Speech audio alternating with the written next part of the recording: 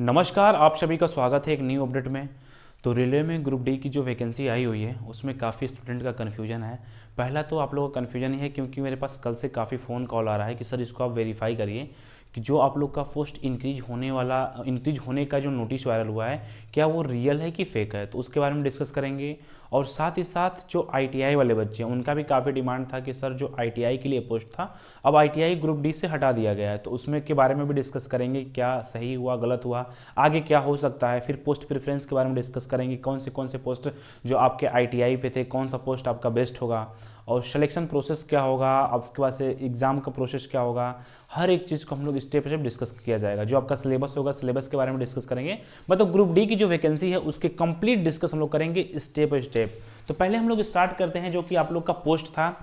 पहले post point से ही start करते हैं क्योंकि जो हम लोग का पोस्ट था आपका 32,000 के आसपास आप लोग का पोस्ट आया हुआ था। और जो कि एक नोटिस अभी वो ऑफिशियल आया, उस नोटिस को आप लोग देख भी लिए होंगे। उस नोटिस में साफ साफ मेंशन किया गया है कि आप लोग का जो ग्रुप डी के लिए क्वालिफिकेशन है वो अब 10th पास है। आईटीआई वाले को हटा दिया गया, जो आईटीआई क्वालिफिकेशन था उसको हटा दिया गया है क्योंकि ग्रुप डी में जो वैकेंसी थी कुछ पोस्ट थी जो आईटीआई बेस पे थी। अब आईटीआई बेस पे जितनी भी पोस्ट थी सबको हटा के 10th बेस पे कर दिया गया है। उसके बाद से ये नोटिस तो 100% फैक्ट मतलब जेन्युइन है। और जो आप लोग का पोस्ट था जो 32,438 पोस्ट पे ये आपकी वैकेंसी आई हुई है, इस पोस्ट को इंक्रीज करने के लिए एक नोटिस आया हुआ था। उसमें क्या है 32,438 पोस्ट था जिसको इंक्रीज करके 58,242 था। ये नोटिस फेक है, ये अभी ऑफिशियल नोटिस नहीं आई है। हो सकता है कि आप लोग का पोस्ट इंक्रीज हो जाए, बट जो नोटिस आया हुआ ये नोटिस आपका रियल नहीं है, नोटिस आपका फेक है। इसमें बहुत सी चीजें हैं जिससे हम बता सकते हैं कि ये नोटिस आपका फेक है। क्योंकि जो रेलवे बोर्ड के देखिए, जब आप लोग एक सेकेंड, जो आपका वो है इसमें जो साइन हुआ है साइन के भी उसको आप देख लीजिए, वो भी इशू चल रहा है, लेकिन ये ऑफिशियल साइट पे अभी अवेलेबल नहीं है। हो सकता है कि कुछ दिन बाद आप लोग का रेलवे का जो आपकी वैकेंसी है ग्रुप डी की वो इंक्रीज है, लेकिन प्रेजेंट टाइम में 32,400 कितना है 32,438 पोस्ट पे आपकी ये टोटल वैकेंसी प्रेजेंट टाइम में है।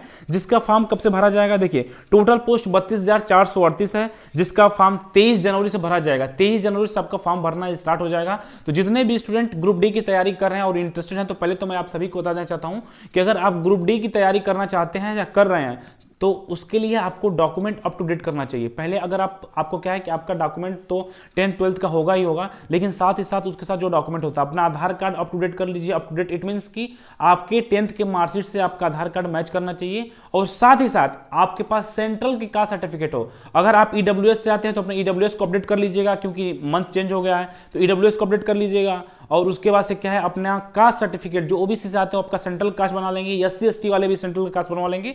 तो ये डॉक्यूमेंट जो है काफी जेन्युइन है, इस चीज को आपको करना पड़ेगा। आगे हम लोग आते हैं अपने इंपॉर्टेंट पॉइंट पे कि जो कि एज जो होता है वो 18 से 30 साल तक होता है, यानी कि 18 से 30 साल तक इसमें एज होता है।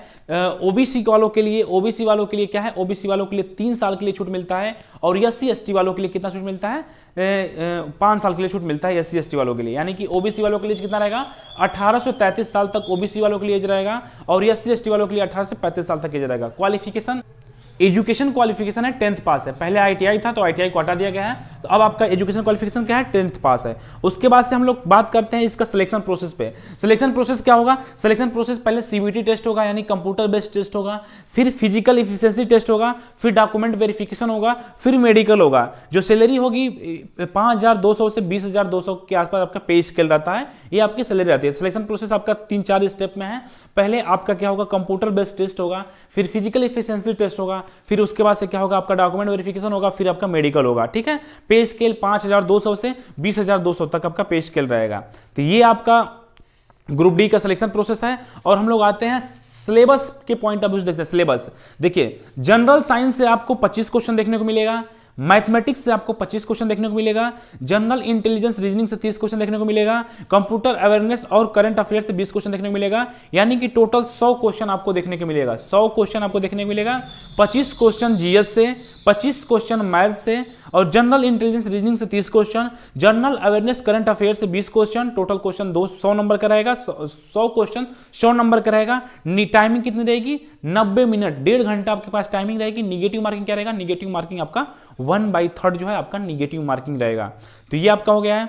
अब हम लोग एक इंपॉर्टेंट पॉइंट है उस पर डिस्कस कर लेते हैं कि जो आईटीआई वाले बच्चों के साथ क्या सच में अन्याय हुआ है। तो देखिए गवर्नमेंट को इस तरीके से नहीं करना चाहिए था। गवर्नमेंट को क्या करना चाहिए था कि कुछ पोस्टें जो 10th बेस पे उसको 10th बेस पे करिए, और जो आईटीआई बेस पे आप उसको आईटीआई बेस पे करिए, क्योंकि ग्रुप डी में कुछ पोस्टें जो है आपके आईटीआई बेसिस पे है, तो इसको 50-50 करना चाहिए था। ऐसा नहीं कि आप कंप्लीटली 10th बेस पे कर दें या कंप्लीटली आईटीआई बेस पे कर दें, तो ये थोड़ा सा क्या होता है ना इंसाफी हो जाता है बच्चों के साथ, क्योंकि सभी बच्चे ना तो आईटीआई किए हैं, सभी बच्चे ना तो सभी बच्चे 10th तो किए हैं लेकिन सभी बच्चे आईटीआई नहीं किए हैं। तो आपको क्या करना चाहिए कि जो आईटीआई के पोस्ट पे था उसको आपको आईटीआई वाले पोस्ट पे आईटीआई वाले बच्चों को लेना चाहिए था।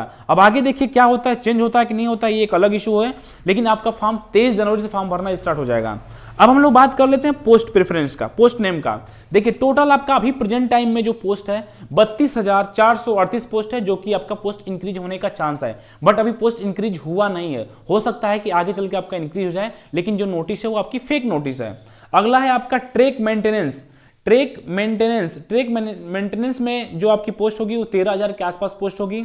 फिर पॉइंट्समैन जो होता है वो जो झंडा दिखाते हैं, जो रेलवे स्टेशन पे होते हैं, प्लेटफॉर्म पे जो झंडी दिखाते हैं ट्रेन के आने जाने के बाद से, उनको हम लोग क्या बोलते हैं, पॉइंट्समैन बोलते हैं, जो कि आपका 5,058 पोस्ट पर आपकी वैकेंसी है, वैकेंसी देखने को मिलेगा।